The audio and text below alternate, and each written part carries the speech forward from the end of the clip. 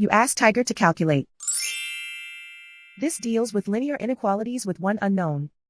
The final result is k greater than 4. Let's solve it step by step. Simplify the expression. Group like terms.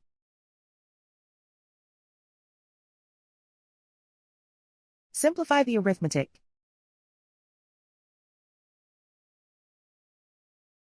Group all constants on the right side of the inequality.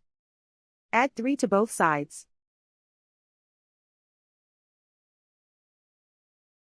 Simplify the arithmetic.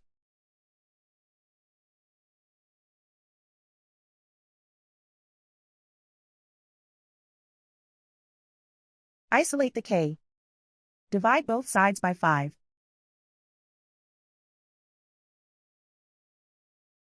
Simplify the fraction.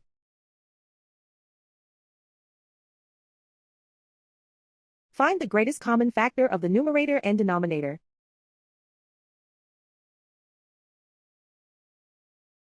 Factor out and cancel the greatest common factor.